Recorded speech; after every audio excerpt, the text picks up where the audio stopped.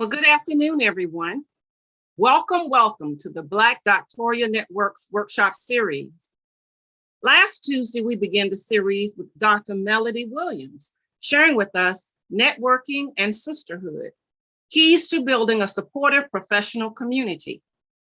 We now welcome all of you to the second installment of the series on this beautiful April afternoon, titled Black Women Leaders, How to Secure a Seat at the Table. I am Dr. Nieta J. Scott Dunmore, a very proud member of the Black Doctoral Network, serving in many community capacities as well as committee capacities in order to enhance our Black Doctoral Network. And I'm so honored to be your moderator for this afternoon. Just as an upfront reminder, our next workshop will be on next Tuesday, May the 4th at 2 o'clock, titled Nice is Not Enough, Unmasking Microaggressions in Higher Education. But this afternoon, our presence is graced by the workshop presenter, Dr. Dominique Ducou, PhD. The purpose of the session of this workshop is to provide the framework that should be leveraged to navigate leadership advancement opportunities for Black women. Utilizing a combination of her research and personal experiences, women should expect to gain insight on how to step into their power and leverage their skills to secure a seat at the table. Dr. Ducou is a hardworking, disciplined, and determined presenter for this afternoon, as well as a PhD scholar. She is an innovative human capital leader, a motivator, and an entrepreneur with a proven track record of success. She holds a Bachelor of Science degree in psychology from Southern University and A&M College, a Master of Arts degree in industrial organizational psychology, and a Doctor of Philosophy in organizational leadership from the Chicago School of Professional Psychology, Chicago campus. In the past, she has exercised her talents and expertise in both the public, private, and nonprofit sectors in the United States and Asia, in areas such as organizational development, leadership development, training, consulting, and human resources. Without further ado, Dr. Ducou, thank you for agreeing to be with us this afternoon and for leading us into this very pertinent discussion. The floor is yours. Wow. Well, thank you so much, Dr. Scott Dunmore, for that incredible introduction. I had to look to my left and my right to figure out who you were talking about, because I said, is she talking about me?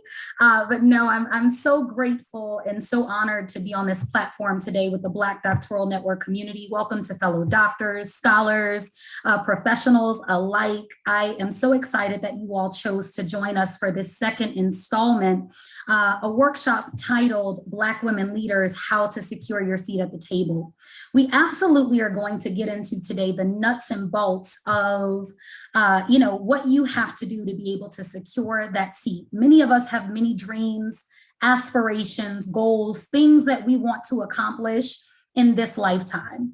And it's important that we understand that as Black women, and I know we may have some other ethnicities and races represented, and I believe that this information is applicable to you too. But my audience today that I'm speaking to is specifically Black women, because as Black women, we grapple with challenges that no other race or gender has to grapple with. We encounter things, right? Dr. Scott Dunmore just talked about a session that is coming up, right, on tackling microaggressions in higher education. Those microaggressions are present in every industry, in every field, in every sector. And so there are things that we have to deal with that others do not. And that's why we're here today. At least I hope that's why you came today, to be able to bring something back, even if it's just one thing to put in your tool belt that you can apply, that can take you from where you are to the next level. So with that being said, we're going to go ahead and get started. Dr. Scott Dunmore, I don't know if you can allow me to share my screen.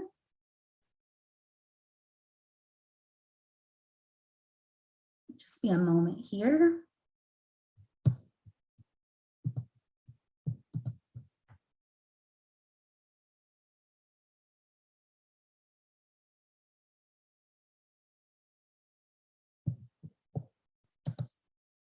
I see it now. Thank you so much. All right, give me a thumbs up if you can see my screen. Awesome. So let's go into,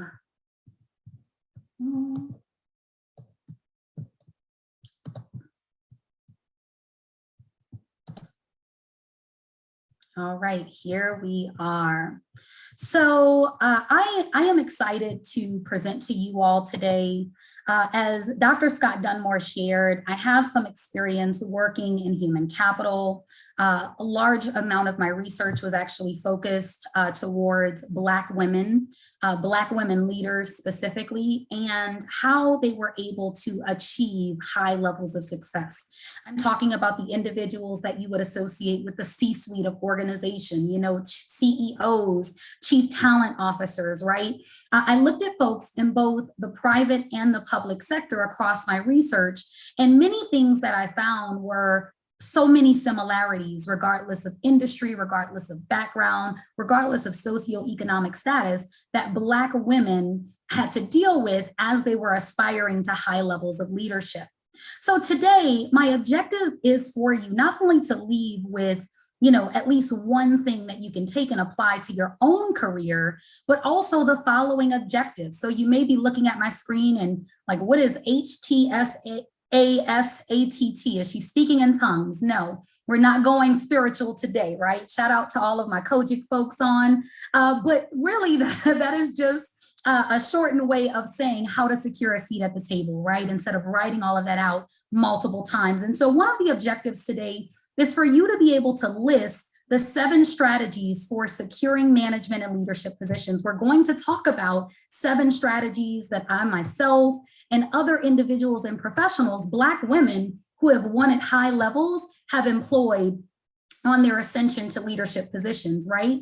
I also want you to be able to actuate the strategies suggested. I want you to be mobilized, motivated based on the information that you share, that is shared today, for you to go and apply that to your career. And lastly, we want you to be able to begin practicing right away, right? What good are tools if you can't put them into practice? And so these tools are designed that regardless of your education level, regardless of your leadership level, where you are in terms of management, where you are in life, regardless of what's going on for you professionally or personally, you should be able to take any one of these tools and apply to your career, to your business, and increase the level of success that you're experiencing. We have a video presentation here, and I believe my video is not acting right today, my link. Let's see if it decides. No, it does not. So I'm going to have to transition, which I hate to do this, but I do want to make sure that I share this clip with you all.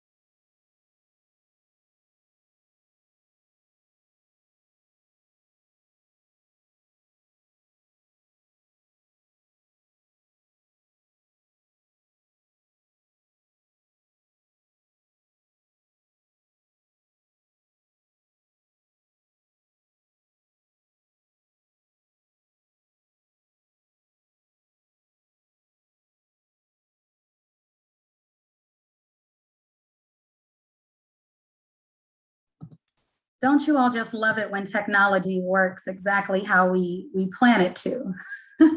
My screen froze and then Zoom kicked me out, so I had to come back in. Were you all able to catch any of the video that I showed? Not the sound. Can you surmise the sound, please? Because you were supposed to click computer sound. So just go on and tell us about your point. Yes, so we are absolutely going to, let me just share my screen once again, and I'm going back to the presentation. So essentially, as I'm getting back here, the clip that I was showing was from the movie Hidden Figures, and it was chronicling Taraji P. Henson's character, Katherine Johnson, who was known as a human computer, who was extremely influential in NASA. And it described her struggles as a Black woman. Of course, back during that time, there was, a ton of segregation. Blacks were not able to integrate in the ways that we are today. And so essentially, her white manager, confronted her and asked, why does she leave every day for about 40 minutes to go to the bathroom? What could she possibly be doing in the bathroom?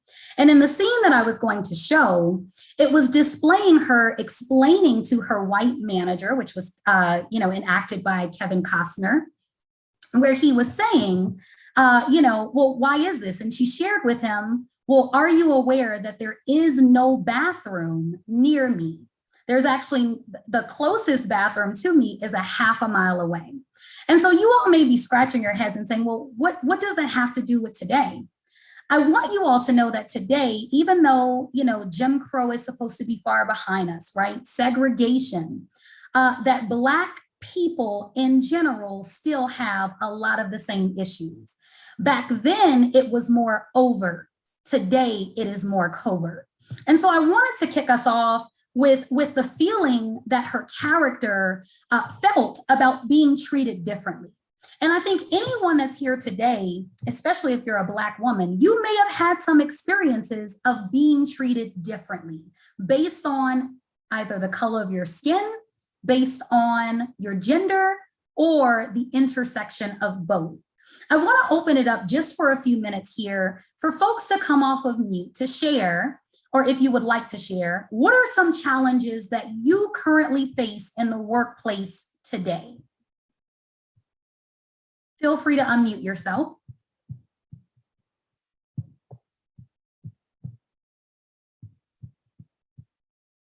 Let's not all jump at once. Don't be shy. There might be a woman that's going through the same thing as you.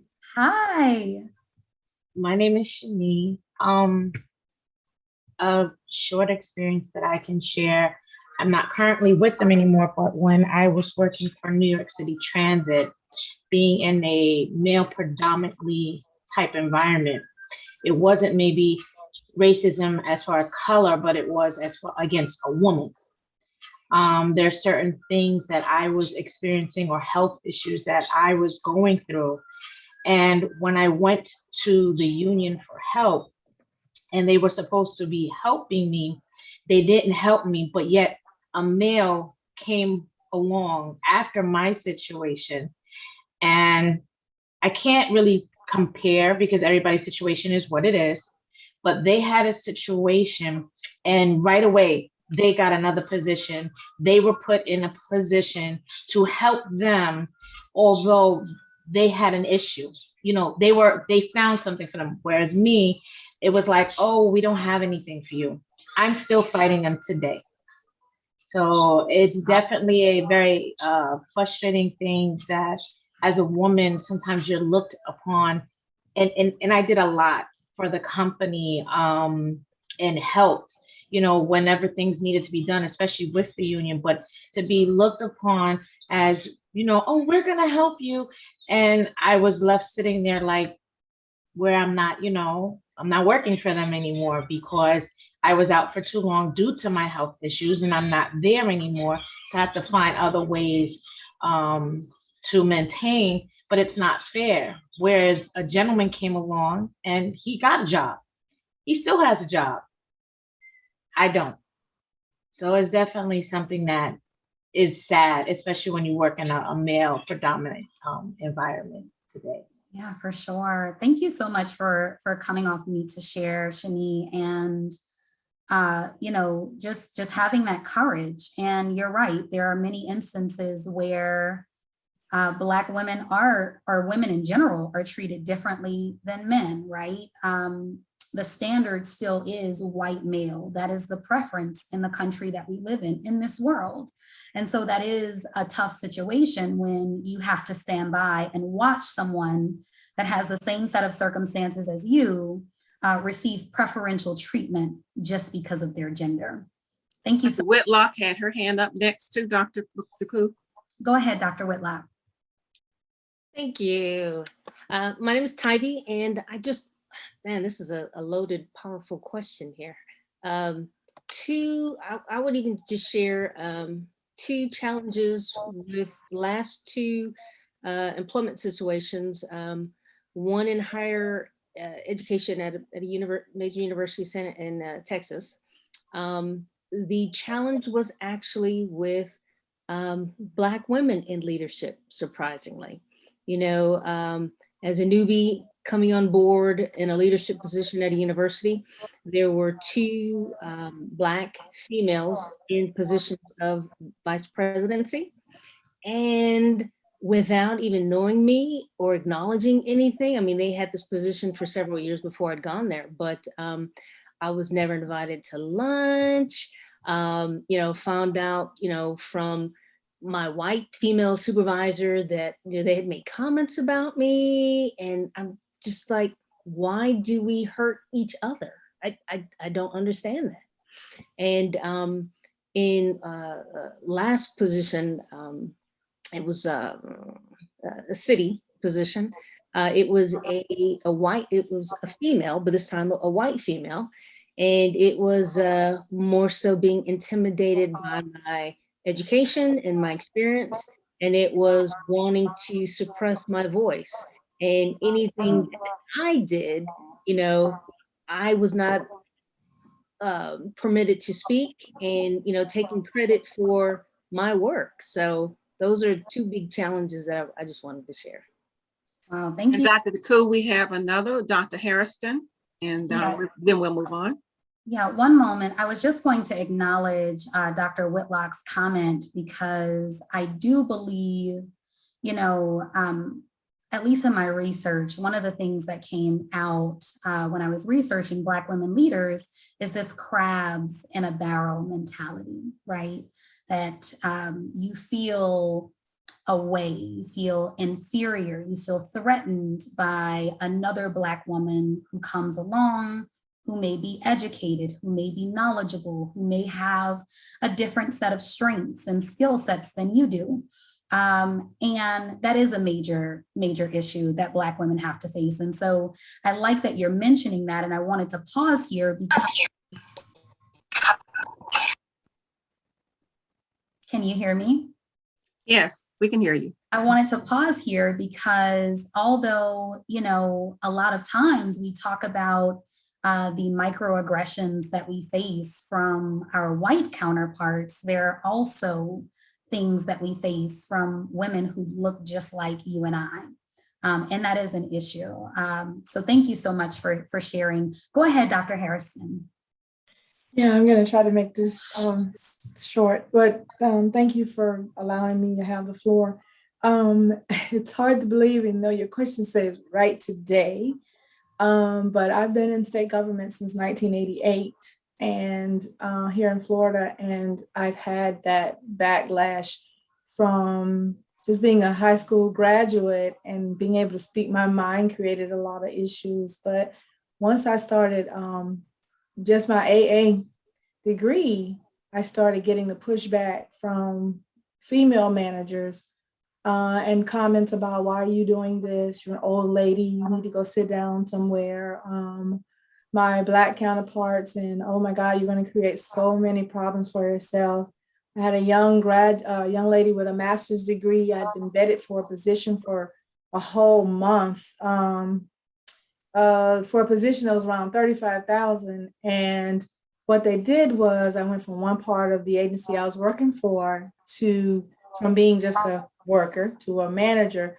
And what they did was they moved me into higher management with no protection, and then dismissed me at will without explaining why, and issuing allegations that proved to be not true.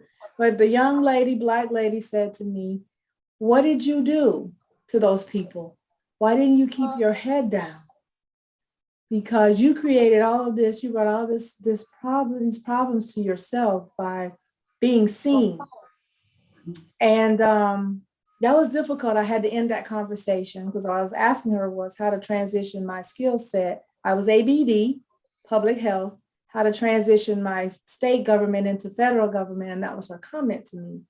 But today, after finishing the PhD and being in my position, I still have, I have different fields. Like I'm criminal justice, I'm public health. I've done all of those things in my 36 years in government. So now it's like my counterparts in health are like, "Well, I thought you were criminal justice." And they're the white females who look at me and go, "There's something suspicious about you," as if I am what they call, what is it? I was just talking about it, where you're not quite there yet.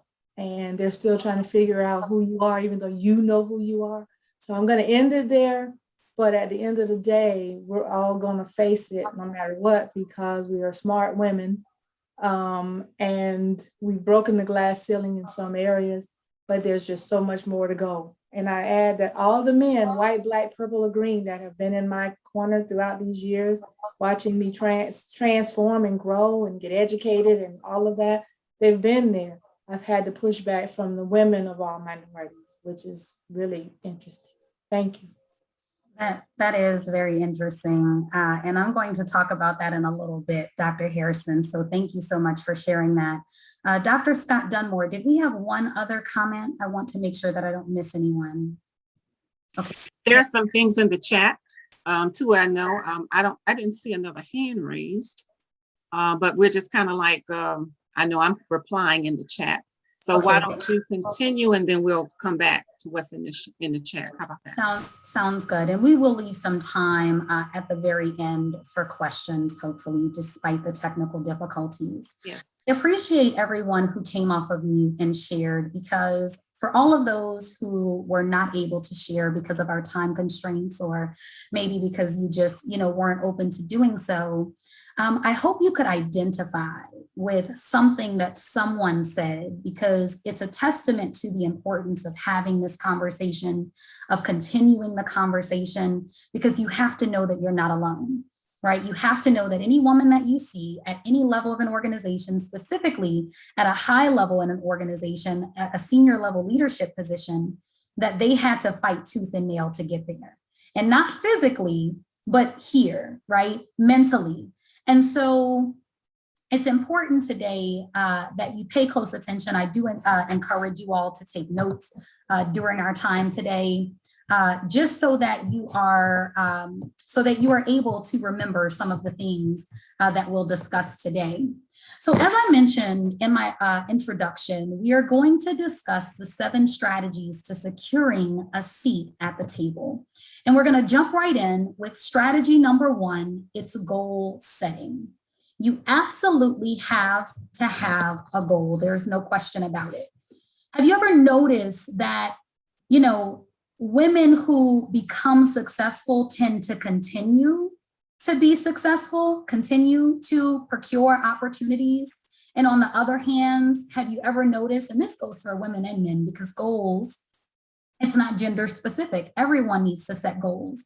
But have you ever wondered, conversely, why there are some people, right, who tend to fail and then they continue to fail, right? And it's a difference between failing, learning from those failures, right, applying the lesson and doing better. But there are a lot of people that just seem stuck, right? Sometimes you even speak to people or meet people that say, I just feel stuck. You've also probably heard people say things about someone like, wow, she has the magic touch. Everything she touches turns to gold, right? And that's because of goals. Some of us have them and some of us don't, right? The reason why some people succeed in life and why others don't is because they set the goal. You have to be courageous from the onset to, number 1, determine what it is that you want. That's the goal, right? And be completely obsessed with getting there. Let's take the example of a ship, right? Let's say a ship is leaving the port, leaving the harbor. Let's say it has a captain at the helm, it has an entire crew, they have their voyage mapped out, they know what time they're going to get there, they know how long it's going to take them. Everything is planned, right? They have a goal in mind. Now let's take another ship, right? Another vessel that is leaving a port or a harbor. Let's not put a captain at the helm. Let's not put a crew. Let's not even map out where we're going. And let's just start the engines and let it go. Anyone on here should be able to agree with me that if that ship makes it out of the harbor at all, it will either, sink or wind up shipwrecked, right? On some deserted island or some island. Because it has no destination, it has no goal. And so the first piece here is that you have to have a goal. You have to begin with the end in mind. Decide what it is that you want. If that's a position, that's a certain level of income. I am an advocate of being as specific as possible. And so make sure you have that goal. The other thing is you have to make sure that you write that goal down. There are a lot of people that talk about their goals, and I've met a few people along the way that do not believe in writing down their goals. Well, I believe in a book that says, write the vision and make it plain. And so you have to write that vision. You have to know what the vision is for your life, and then be courageous enough to write it down. And don't just write it down for the sake of writing it down. Don't just put it in some notebook or some tablet and never reference it again. I'm talking about you have to be fanatical about your goals. You're looking at it every day. You're speaking it every day so that you know exactly what you're aiming for, and you can make whatever other adjustments you need to make along the way. You also, as not just be specific, you also need to break it down into manageable parts, manageable steps. Make sure that you secure and identify how are you going to get there. If I decided today that I wanted to be a medical doctor, right? I hold a doctorate, but it's a doctorate of philosophy. If I decided today, if I woke up and I said, you know what, I want to be a medical doctor, that's the degree I want to go after. There are some things that I have to do in order to get there, right? Right, I need to take the MCAT. I've never taken the MCAT. I need to study and take the MCAT, right? I need to actually get accepted into a program, a medical program. From there, once I graduate, right, I have to match, with the residency program. After matching with the residency program and going through residency, depending on my specialization, I might need or will probably need some additional training. No one is waking up the day of and saying, I'm going to do that thing, and it happens that day. You have to have a roadmap to get there. Otherwise, you're going to continue to either pursue opportunities, take advantage of things that come your way that may not be closely aligned with where it is that you want to end up. I also believe that you need to stay motivated and excited, right? There are a lot of people who get really excited when they set the goal, right? When they first think that they want to do something, think about someone who you know who started a business, right? They get really excited at the inception, at the idea of starting that business, right? But once they get started, especially if it took some capital to get started and it's going to take some time to build up that customer base, by month 1, 2, 3, 4, 5, 6, if they're not seeing profits, what they are seeing is going to impact what they are believing, right? And so the important thing about success is the price has to be paid every single day. I am here to tell you, as a Black woman who is a Black PhD, right, who has worked in multiple organizations, that no one is going to hand you anything. If you thought you were going to come to this workshop and I was going to say, hey, here's the secret cheat code, I'm going to give you strategies, but the thing about these strategies is you have to continue to exercise them every single day. And while you're exercising them every single day, you can't lose sight of what your goal is, but you have to stay motivated. You have to stay excited and believe. That's the last tip, right? You usually don't hear people associating belief with goal setting, but the belief factor, I believe, is critically important. You have to believe that it is going to happen, right? And a lot of people say seeing is believing, but I believe that sometimes you have to believe it to see it. And so that's what I want you all to focus on. Strategy number 2 is personal and professional development, right? You have to be willing to work harder on yourself than you're willing to work at anything else. Before you become a master of anything else, you have to master yourself. And that happens in 2 areas, right? And it's not exclusive to these 2 areas, but for the sake of time, these are the 2 that I'm going to highlight. There has to be a professional development component, and there has to be a personal development component. Well, Dr. Deku, what are you talking about? When I say professional development, you cannot be afraid to invest in yourself. I run across people so often who say, I want to be this and I want to be that. And then I say, well, what trainings have you secured? In what ways have you tried to develop yourself in that area, especially if it's not a strength for you?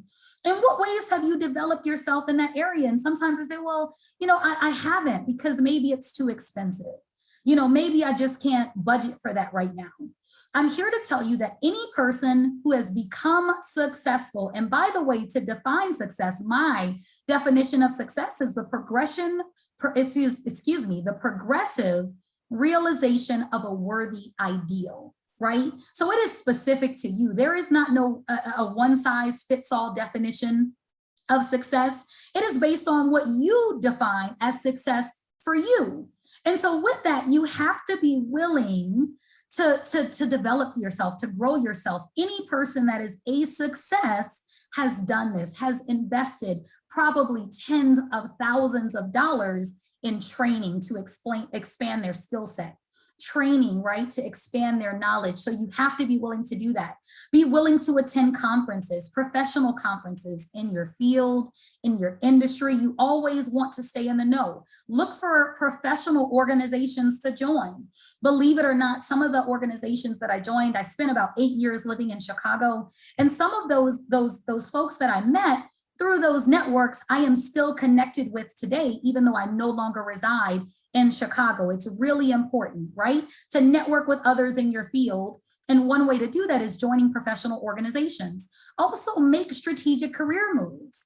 You can't be willing or wanting more or a different position or to be able to secure a level of management that you're looking for if the opportunity is not there in your current organization.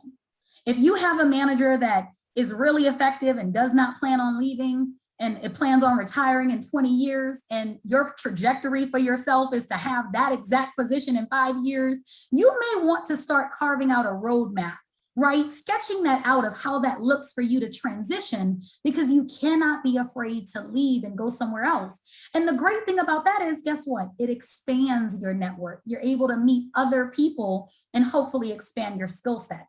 But that's not enough. You also have to procure personal self-development opportunities. What do I mean by that? What are you listening to every day? I know we live in a social media driven society where, people wake up and they're on Instagram and Twittering and whatever else is out there, TikToking, right? Learning dances. All of that is fine. But what are you doing to personally grow yourself, to identify the areas that may not be as strong within yourself, that may be opportunities, right?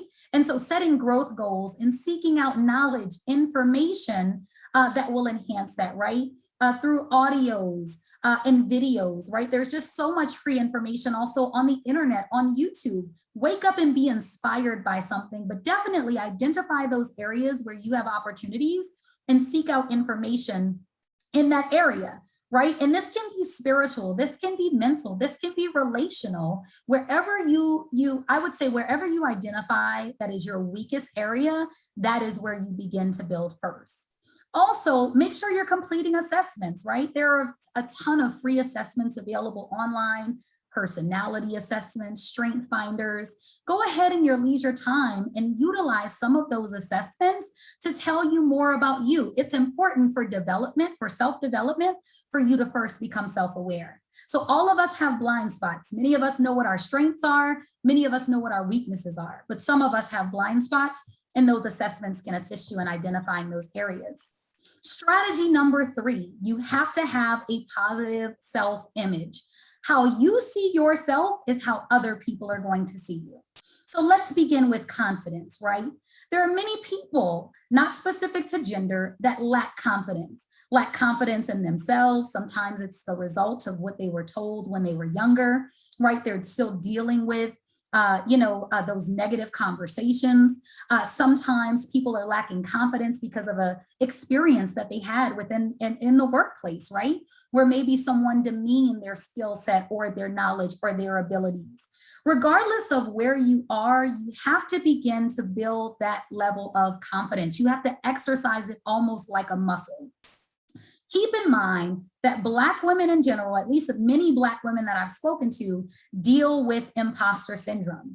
They deal with, feeling like they're not worthy enough, feeling like they shouldn't be here. Maybe they don't have all of the knowledge, all of the education, all of the skills that someone in a certain position should have, especially when it comes to senior level leadership. I am guilty of it too. It happens all the time. I talk to all of my friends who are Black women who are occupying C-level positions. Guess what? They deal with it too. So when I'm speaking to them, guess what? We are identifying with one another that this is a struggle that we have to be conscious of so that we can combat. Have confidence in your skills, have confidence what you're bringing to the table, because one thing that I can guarantee you, you have something that nobody else has. And only you know what that something is. And that is what you're bringing to the organization. And that includes positive self-talk. There are so many people who out of their mouth, right, will say negative things about themselves, right? Like, I'm not worthy of that, or I can't do that. You have to begin to change the language and communication that you use with yourself. Life and death lies in the power of your own tongue. So when you are speaking, you should speak to what your future is. And your future should be whatever it is that you want to become, and not where you are right now. Where you are right now is not where you will be forever. And so you constantly have to be forward looking, forward thinking on what's next. Also your value system, right? You have to have integrity. You have to dress the part. I won't spend a lot of time on this, but I know there are a lot of people who feel as though they can come into an organization as is, and that organization is supposed to accept them the way they are. Sis, fellow doctors, scholars, professionals, that is not the truth. Yes, there are some organizations who have caught up with the times, who prioritize diversity, equity, inclusion, and belonging. Yes, but I'm here to tell you that there are not many that are out there. There are some who will espouse it and say they do, but when you get into those organizations, it's a totally different story. I cannot promise you that you can come into an organization any type of way and that you are going to be advanced to a leadership position, because you are being evaluated every single day. You as a Black woman, you have to be twice as good, right? I had to go back and get 1 million degrees to on paper and in reality, be twice as good as my competitor that may be coming in, or should I say my counterpart, who may be coming in with a bachelor's degree, because that is just the nature of the beast. That is just the reality of the situation. So you have to dress the part. You cannot sell someone a dream looking like a nightmare. You are the dream. You're telling this organization that you have something that they need, something that they desperately need. You have to dress the part, right? You cannot sell that dream looking like a nightmare. Communication is important, right? I'm not saying you have to say everything right 100% of the time, but guess what? If you know that's an area or a challenge, you're going to have to go and develop in that area, because any leader has to be effective at communication. You're managing multiple people in organizations. You're working cross-functionally with other departments, right? In other areas of the organization. And so it's important for you to be able to communicate, and not just verbally, and written as well, right? When you're seeing an email and you're sending a professional email to one of your colleagues or to your manager, you don't want it to be riddled with grammatical errors. Take the opportunity, take the time, pause before you hit send and proof it. And if you know that's not a great area, maybe you have a great partner at your job that you can say, hey, can you review this, look this over before I hit send? Or if you have a great friend that may have time, or another colleague that may be working in another organization, send it to them. You want to make sure that the organization can see that you can effectively communicate verbally and in writing. Professionalism is important as well. I don't think I need to dive into that, right?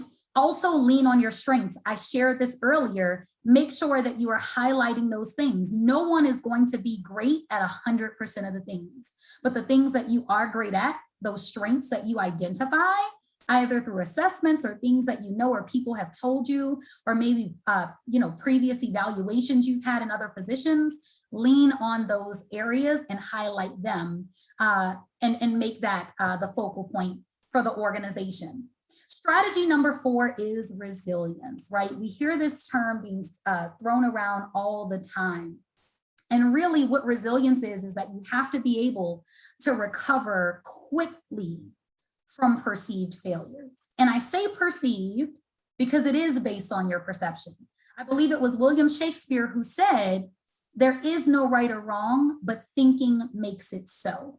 And so guess what? Those failures, you can turn them around and look at them as opportunities, but you have to be able to recover quickly. I've been in positions where, guess what? Sometimes that's hard to do. Sometimes you're in an organization and you come across certain things, or people speak to you in a certain manner or say things to you. For example, I once had a colleague, we were in a meeting and I was asking her questions, right? Questions specific to what she was talking about to better understand. That colleague said, you know what, Dominique, you are making me feel unsafe. From asking her clarifying questions. This was a white colleague. I made her feel unsafe. So sometimes you also have to ask these people questions. So I said, well, are you, just for clarification, are you saying me asking you a question makes you feel unsafe? And she said yes. So sometimes when we're in situations, and I'm sure you can think of situations you've been in, you may find yourself in a challenging position.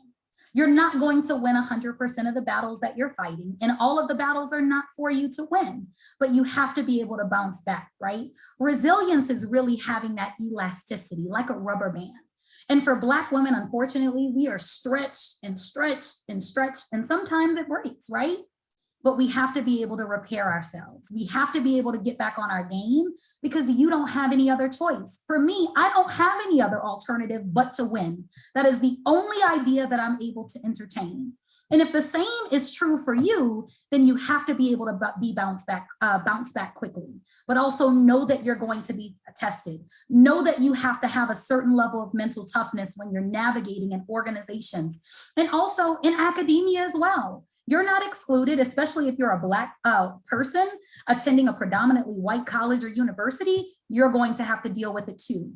Also, you have to know that opportunities are almost always disguised as obstacles. It first comes as an obstacle, but once you pass that test, you now have something to put in your tool belt to apply to the next experience in any organization. And lastly, you cannot be afraid to fail forward.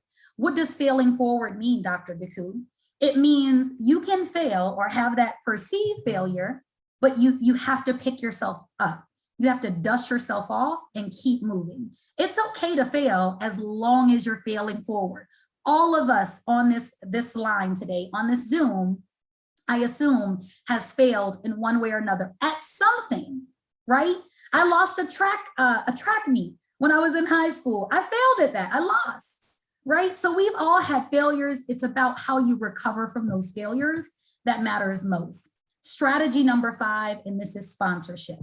And we had one of the doctors who came off of mute and shared some of her experiences. And I really wanted to pause here just for a quick moment, because sponsorship is critically important. I won't go through every bullet point on this slide, but I want you to take a screenshot of it. One of the things I do want to highlight, though, is the fact that you should not be afraid to be sponsored by someone who does not look like you. When I conducted my research, a qualitative study looking at Black women who were able to achieve high levels of success, right, who were ranked in the top 1% of their organizations, what each of them shared is that they had a sponsor. And to my surprise, each one of those women had a white male sponsor. In my own personal experiences, I have had white male sponsors. I have never had a Black woman sponsor in an organization. I have never had a white woman sponsor in an organization. Each time it has been a white male. So if you have some type of preconceived notion set that the sponsor who you are looking for in an organization has to be a woman, has to look like you, has to come from your background, you might want to reassess that.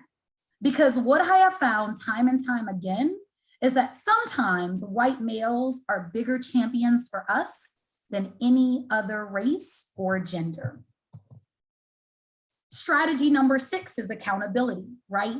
Leaders are accountable. You cannot blame the world for where you are, regardless of where that is. If you're at the top of what you would consider the food chain or at the bottom of what people would consider the food chain, you are there because of you. Yes, we grapple with challenges. Yes, we deal with racism. Yes, we deal with discrimination, but you are where you are because of you, no one else. And the sooner that you take responsibility for that, the sooner you can continue to move forward. As long as you are blaming every single person or everyone else or the world for your problems, or my parents didn't raise me right, or whatever it is, you are going to stay stagnant and stuck, right? Accountability is when you're not blaming others. Accountability is when you look at yourself first and you hold yourself accountable before you're holding anyone else accountable. Some of us are, I want you all to take a second and think, are you still accountable to the New Year's resolutions you set either on or before January 1? I know I said I was going to work out 6 days a week, and I don't know if I've been accountable to that. So how can I expect anyone else, right, to be accountable to me in a leadership position if I am not first accountable? So you have to make sure that you have that accountability factor in there 100% of the time. And then you're able to hold others accountable. And last but not least, strategy number 7 is separation. Well, what do I mean by that? You have to know when it is time for you to walk away. I know we all hope that in our current position, well, some of us hope that. Some of us hate our jobs. And if that's the case, you need to create a roadmap to exit more quickly, right? Or quicker. But to be honest with you, some of us are in positions where we're comfortable. Some of us have been in the same organization for a little bit, right?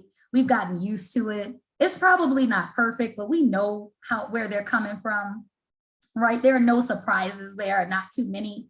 And so sometimes we can get incredibly comfortable where we are. I want you to know that anytime that you are comfortable, right? You're operating in your comfort zone, you're absolutely not growing. We cannot grow in our comfort zone.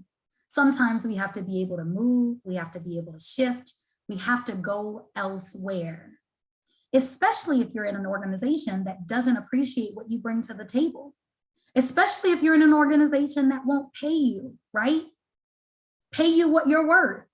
I was involved in an organization where my predecessor earned, a significant amount of money, more than me, about $15,000.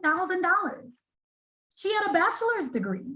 No work experience whatsoever. I was coming in with a PhD, 12 years of experience in human capital, and they paid her more. I noted it. I developed a strategy. This is going to be my approach. And when review time came, I had the conversation. Here is the comp data for our region, for our state, for my position, based on my skill set, my education. Here is what I want. They told me no. And that's okay. People are going to tell you no along the way. It's okay. I said, okay, now I know. And what did I do? I created a strategy, a plan to exit. You have to know when it is time for you to leave an organization, and know that that is okay, because the next opportunity, whatever that next opportunity may be, will be appropriate and exactly where you should be. That actually concludes the 7 strategies for securing your seat at the table. As I started out, I'll end with this before I open it up for questions and answers, for the question and answer period. In that, if you were coming here thinking that there is a shortcut, there is no shortcut, right? The down payment on success is due every single day. There is something that you have to pay, right? In your time, in your energy, in your money, in order to get to where it is that you want to be. And even though that these strategies are not all inclusive, there are definitely some pillars that you can begin to employ to move yourself from where you are right now to where it is that you want to be. Dr. Scott Dunmore, I don't know if we have some questions that we want to call out in the chat, but or have folks come off mute, but we can take any questions we have now. Definitely, Dr. DeCool. And I just want to thank you so very much for your time and for this awesome presentation. I've already been texting Deandra to say that we need to have a part 2 to this, because I think that we all have some events and life experiences and professional experiences that we can share on this particular subject and topic. There's no questions in the chat. There's just awesome comments of compliments to you and for this presentation. But definitely, if anyone wants to come off mute for some questions to ask, or either make any additional comments to Dr. DeCool, please do so now.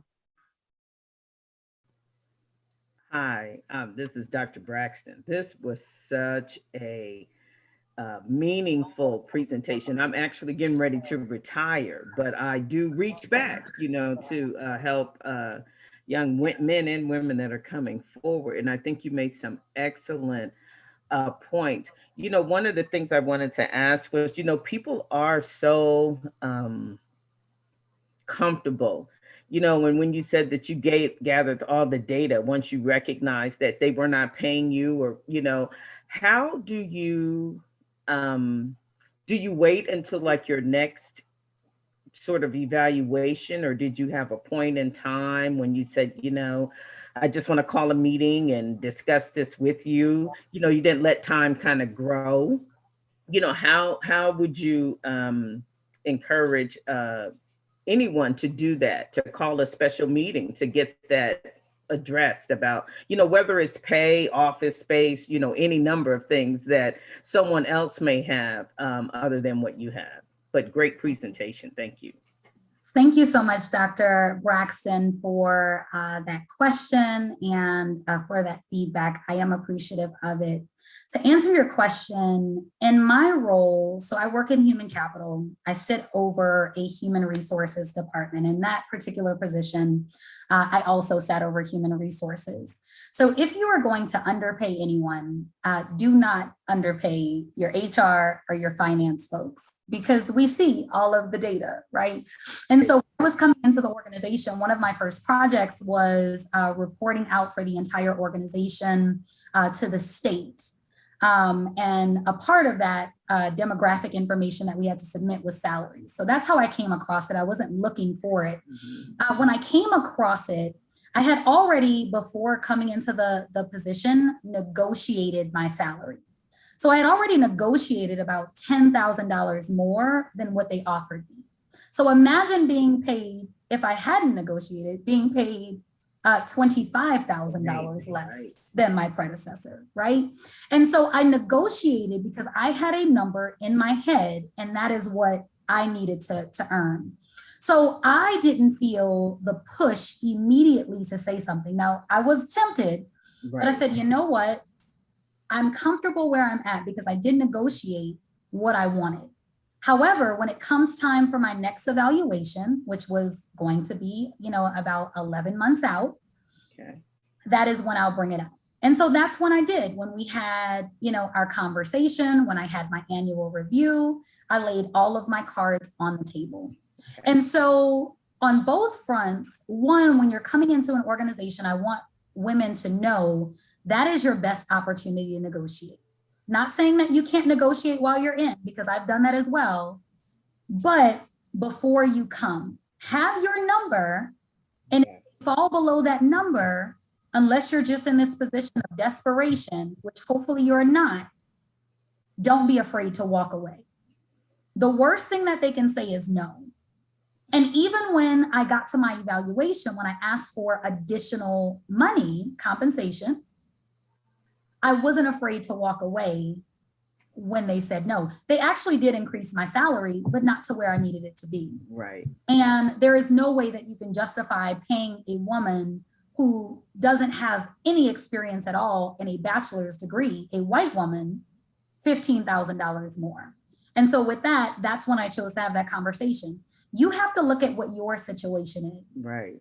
Sometimes it may need to happen sooner. For me, I was comfortable waiting that 11 months. If you're in a position where you can't wait the 11 months, if you feel like you can't, you can't power through it, have the conversation earlier. The worst thing they can say to you is no.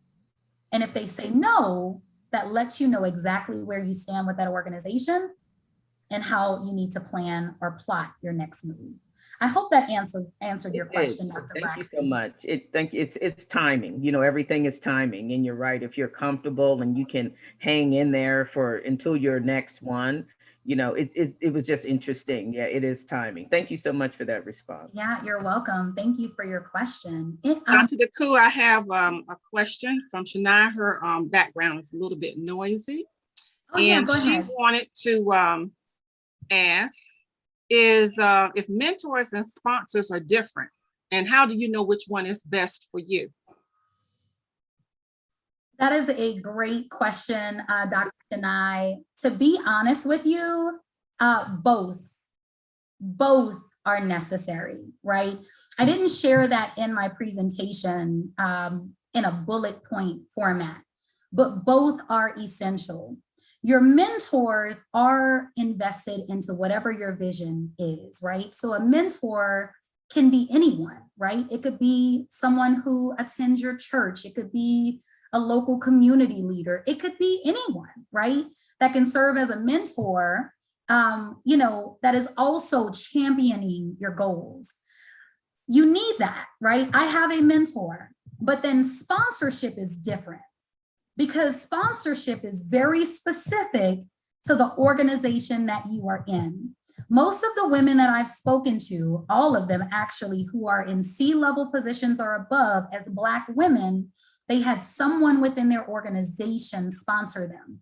That is someone who is investing in you, but also really assisting you in navigating the pitfalls, but advocating for you for that high-level leadership position. Because you need someone who's going to advocate for you, someone who's going to say, yes, I want her to be in that role, right? I'm going to develop her to get there. I am grooming her to succeed, this particular person. So I would say, make sure that you have both. And I always like to say, when the student is ready, the teacher will appear. Sometimes it's challenging to identify that mentor. Some of us had mentors past who are no longer mentors today, but you want both of those. If you can have both, you want that mentor who is going to guide you in all areas. And then you also want that corporate sponsor, right? Or if you're in the nonprofit sector, that sponsor within your organization who is going to be a champion for you and go to bat for you because they're grooming you for senior level leadership. Thank you. I know what the time is saying, but I did beg for a few more minutes. So Dr. Roberts, you were up next. Thank you. Go ahead, Dr. Roberts. I also see a couple hands raised on my screen, but go ahead, Dr. Roberts.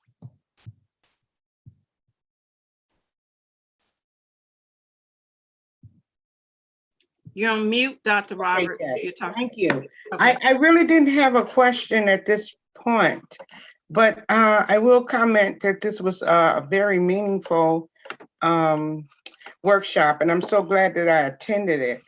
One of the things that has happened to me in my life, and I wouldn't say that it wasn't resilience, but I have been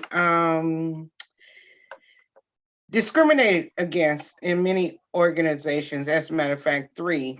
2 of them all 3 of them I did win the Department of Civil Rights okay that this was discrimination. And what it did to me, and though I am spiritual and have the leanings towards the church and so forth, it kind of crippled me emotionally. And now I am at the point of also, looking for other employment and so forth, but I still get that nagging fear. So could you address that type of fear that we have when we go in these different positions, Doctor? Yeah, for sure. Thank you so much, Dr. Roberts, for that question.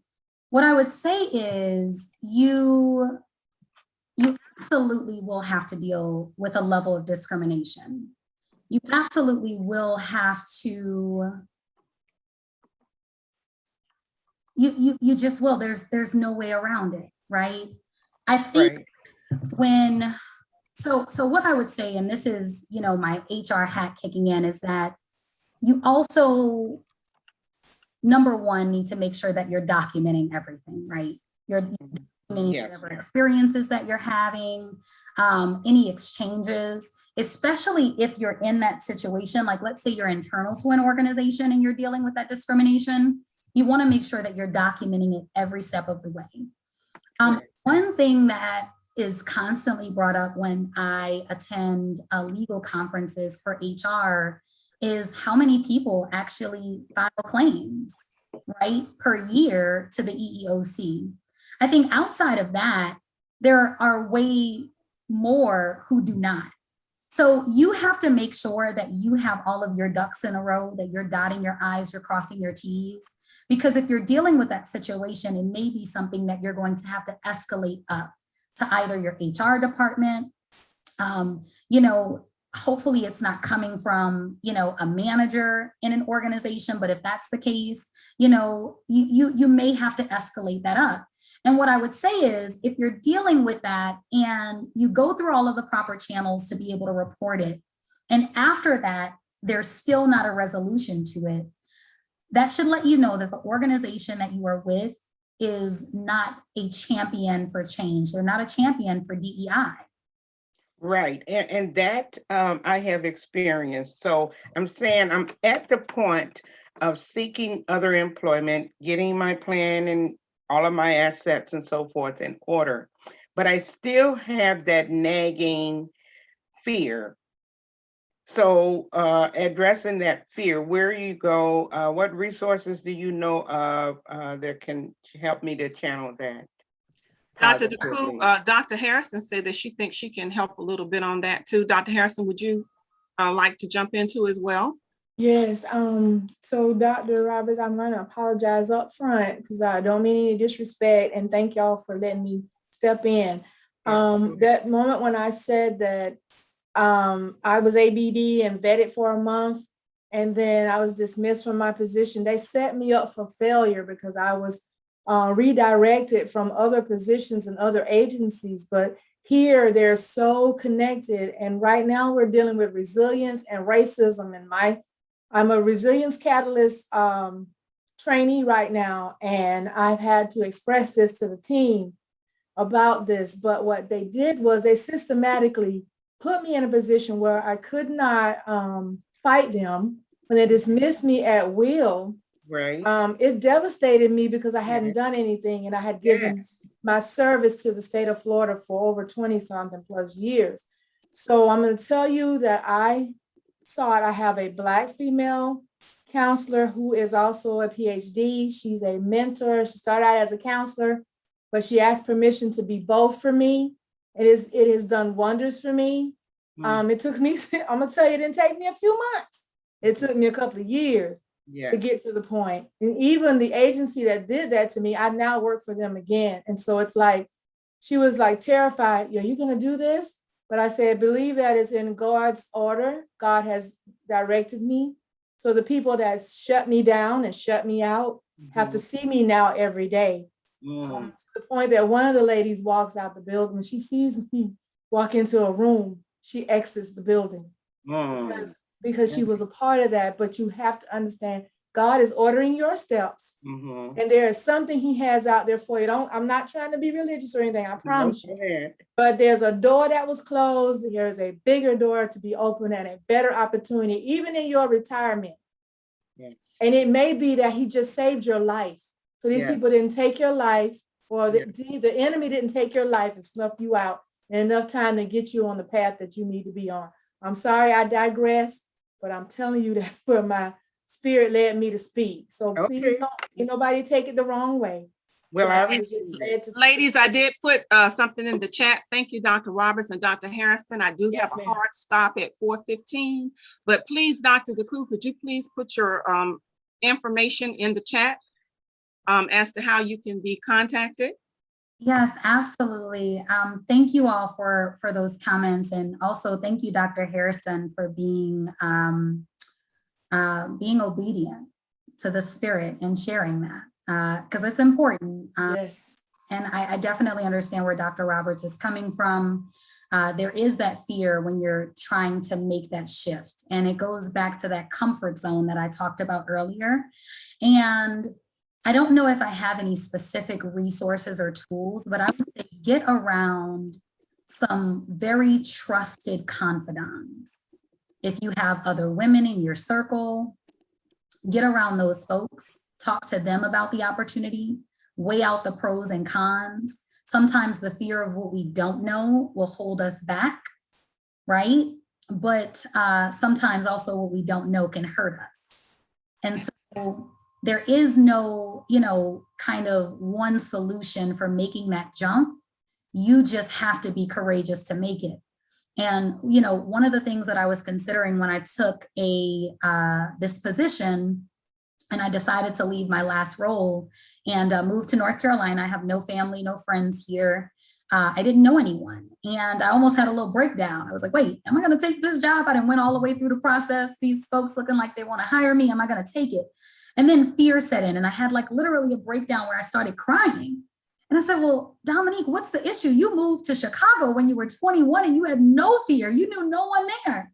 Well, that's because I hadn't failed yet. That's because life hadn't hit me yet.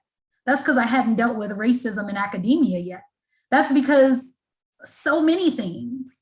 And so what I had to realize, and this is one of the things that my sister, who is my best friend, Deshawn DeCou, I believe she was on today, said, she said to me, she said, Dominique, if it doesn't work out, you can go somewhere else. And so that's my advice to you, Dr. Roberts. If it don't work out, go somewhere else. There's an opportunity out there for you. Thank you so much, Dr. Scott Dunmore. Here's my information up there. You can connect with me on LinkedIn, Dr. Dominique DeCou, PhD, Instagram at Dr. DeCou, Dr.DeCou, or at iFly Commercial. I am a travel enthusiast, so I also have a travel page there. My website is www.iflycommercial.com. And then you can connect with me via email at info@iflycommercial.com. I want to take this opportunity to thank Dr. Scott Dunmore for being such an incredible host today and managing the chat, asking questions in the chat today. And then also I want to give a special thank you to all of the attendees today. You all's presence was felt. I'm so thankful for the dialogue that we had today. I also do hope that we can have at some point a part 2 to this session. There's so much that I know we can share. Thank you. Absolutely. Thank you again, Dr. DeCou, and thank you all for attending this series of workshops on the Black Doctoral Networks channel. We love all of you and continue to come to the rest. I posted the survey that's in the chat. Please take it out, copy it or whatever and paste it.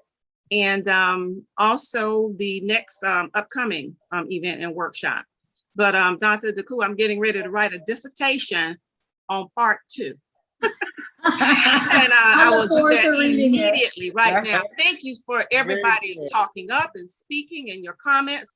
I had questions. I didn't have to ask them because most of them were the same questions that I was going to ask. So thank you so very much. And everybody enjoy the rest of your day and the rest of your week. Thank you so much. Thanks so much. Bye, everybody.